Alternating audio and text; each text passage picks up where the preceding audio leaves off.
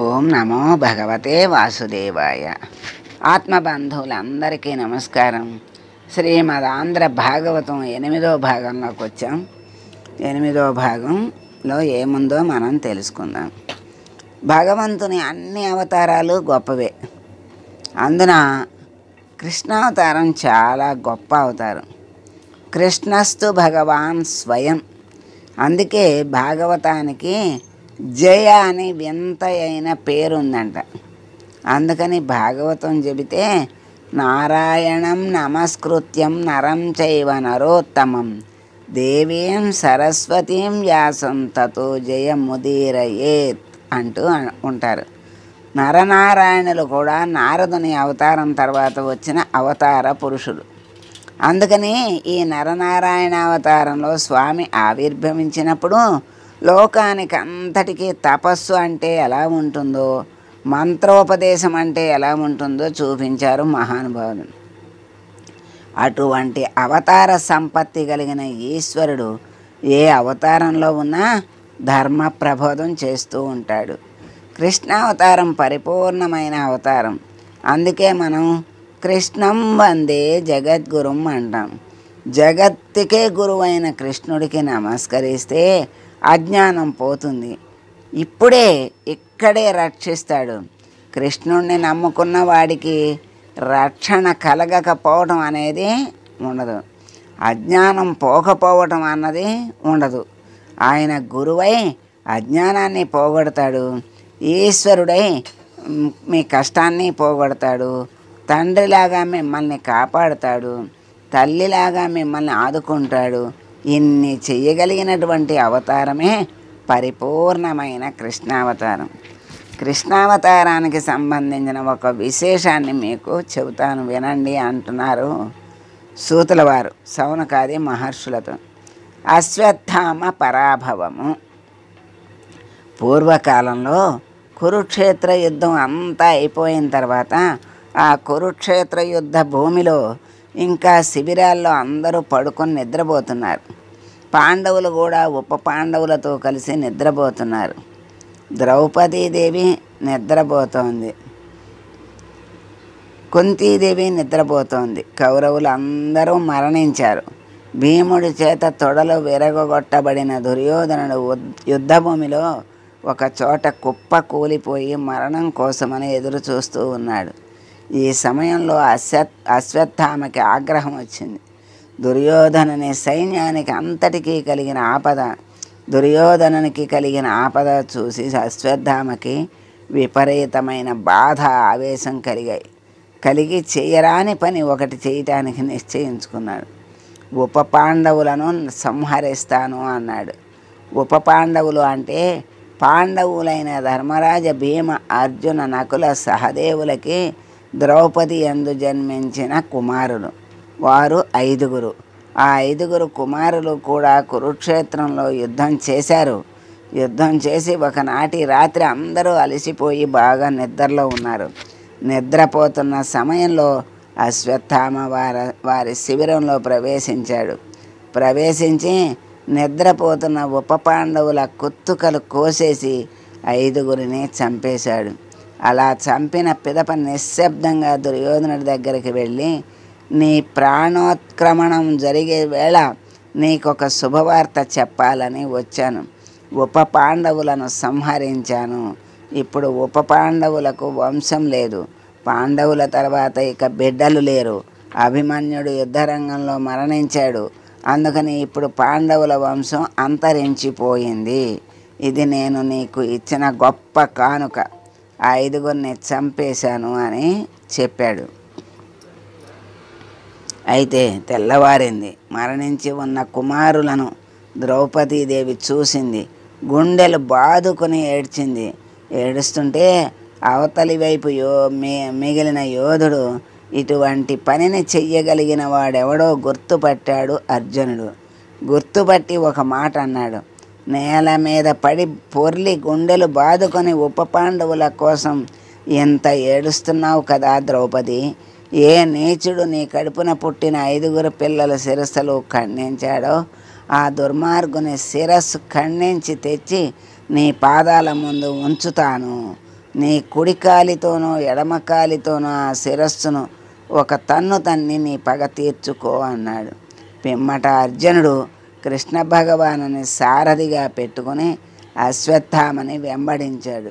అర్జునుడు వచ్చేస్తుంటే అశ్వత్థామ తన ప్రాణోత్క్రమణం అయిపోతుంది, తనను చంపేస్తాడు అన్న భయంతో పరిగెడుతున్నాడు. ఇలా పరిగెడుతుంటే పోతన గారు ఒక అందమైన ఉపమానం వేశారు. తన కుమార్తె వెంటబడిన బ్రహ్మదేవుణ్ణి నిగ్రహించటానికి వెనక తరుముకు వస్తున్నట్టి పరమశివుని చేతి నుంచి పారిపోతున్న చతుర్ముఖ బ్రహ్మలా పరిగెడుతున్నాడు అన్నారు. ఎందుకంటే అశ్వత్థామ బ్రాహ్మణ కుమారుడు, ద్రోణసుతుడు.